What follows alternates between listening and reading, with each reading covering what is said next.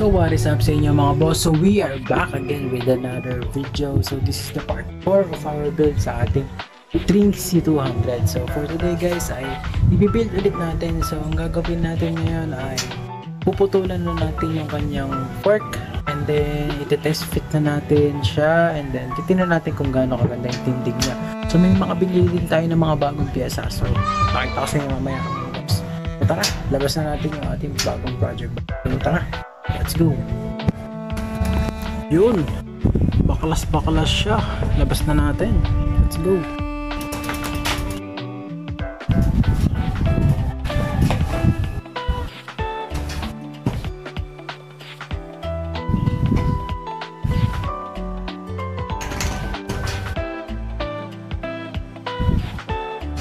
So yun, ilabas na nga natin yung ating frame na may kasamang gulong sa likod. So di ko na natanggal pa. Tsaka na. So yun, ito na rin yung ating fork. So ito, may bago tayong binili. Handlebar and then kanyang stem. So binenta na nga pala natin yung kanyang Riche na handlebar tsaka yung Truvative stem na small. Na ay tawag dito na short stem. So bumili tayo ng panibago. Ayan, second hand lang, alloy din na Specialized, medyo faded nga lang. Ayan, Specialized 300 na alloy frame. Ayan, chrome color. Tapos ayan, Dragon na stem, alloy din. All goods na yan. Syempre para makabawas sa ating gastos, kasi binagbibuild din natin to ng budget lang, pero goods na napakaganda makalalabasan. So ayan, madumi pa siya. Lilinisin natin yan mamaya pag nabaklas na natin yung crank. So gagawin muna natin ngayon ay test fit natin to dito sa fork, at para puputulan kasi natin yung kanyang fork dito para super lowered, super baba ng kanyang harapan. So yun, mamaya makikita nila yung result. So test fit muna natin, lilinisin muna natin yung headset.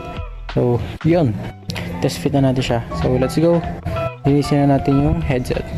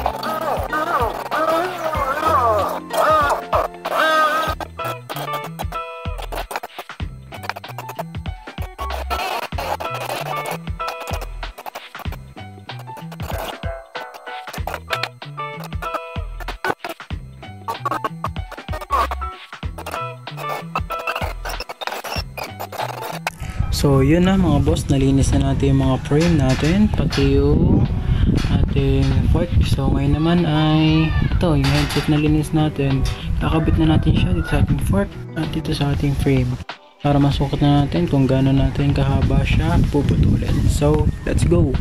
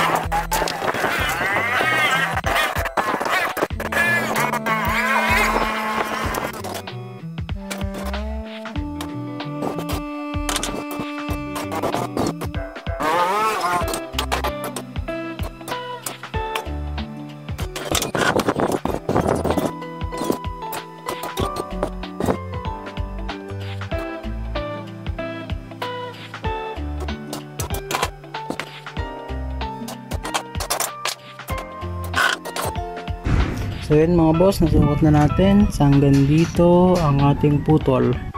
Ayan, hanggang dyan. So ngayon putulin na natin, di ko na ibibideo kasi medyo sobrang tagal nyan. Mamaya na lang, bye bye. So yun, ayan, tignan nyo, ganyan siya kahaba mga boss. So naputol na natin. Ayan, ito yung naputol, ganyan kahaba mga boss. Pinutol natin para mag lowered siya. So yun, tanggalin natin tong kanyang flower, tapos kabit natin dito.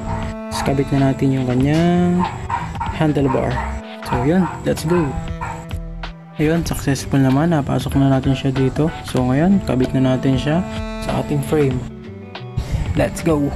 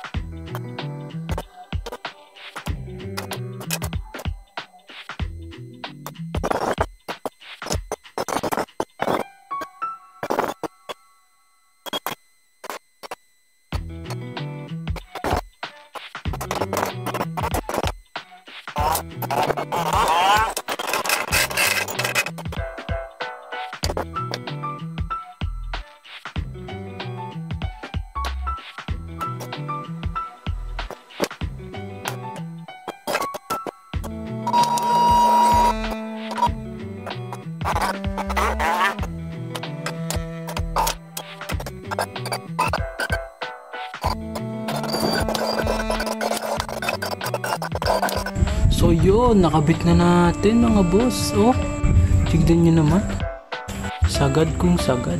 Sige, walang spacer yan mga boss. Kita nyo naman, tingnan natin, walang spacer. Sagad kung sagad yung mga boss. Oh, pogi, chrome yung ating handlebar. So yan, sagad. Test fit natin mamaya yung kanyang gulong sa harap, tapos na natin gaano kaganda yung tindig. Tara, kunin na natin at ikabit ko na. Let's go. So yun, nakabit na nga natin yung kanyang wheel set. So ayan, ganda ng tindigan mga boss. Ayan, nakabit na rin natin kanyang saddle. Hindi, joke lang, biro lang. So hindi pa yan ang ating saddle. Hirap niyan, kumakayod. So pero ayan, ang ganda na ng tindigan niya mga boss. Oh, napaka-pogi. You know, she's a ball. So, yun. Nakabit na natin yung kanyang fork. Tsaka yung kanyang mga handlebar and stem. Okay na rin. Goods na rin yan. Narepack na natin kanyang headset. Goods na. Malinis. So, yan. Napaka-pogi. Kinis, oh. Shush. So, sa susunod na natin siya kabitan ng mga levers. Tas mga grip. Kaya meron na tayong dumating na yung pyesa natin na in-order na yun. So, ngayon ay dito muna magtatapos ng ating part 4 ng ating build. So bukas naman ulit mga boss, maraming salamat sa panonood sa inyo. Bukas ulit part 5 para sa ating build 5, ating build sa ating 3C200. So yun, bukas na ulit. Bye bye.